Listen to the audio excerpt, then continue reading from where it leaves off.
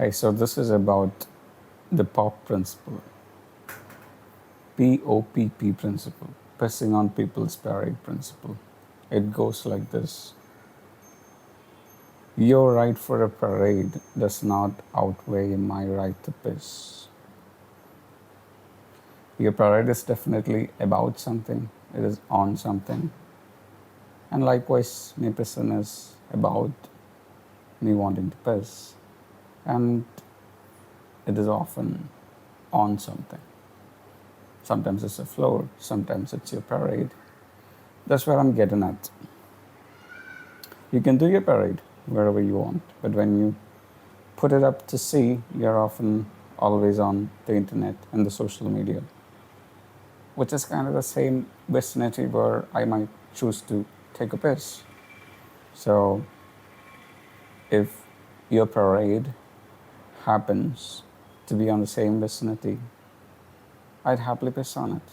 I mean, if the parade is your expression and pissing is mine, and it's in the same place, piss being a liquid, it's mostly always falling and it falls on your parade. You could hold a parade to walk on my piss. Sure. I mean, that's how it rolls these days, right? So, pissing on people's parade doesn't have to stop.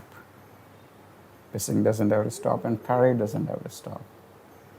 It'll just go as it goes. You don't really have to worry too much about it. So, where does all this come from? It comes from the freedom of speech versus the freedom of speech. Think about that.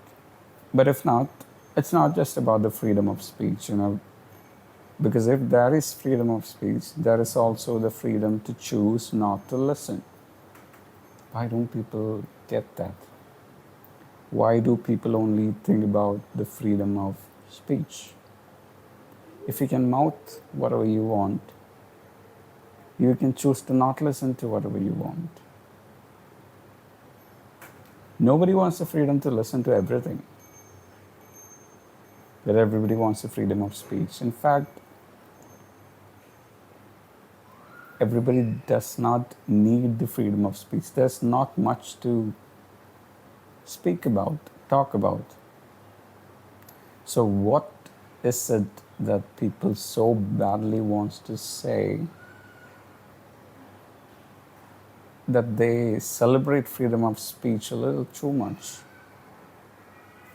and completely remain oblivious to the fact that there is the freedom to not listen?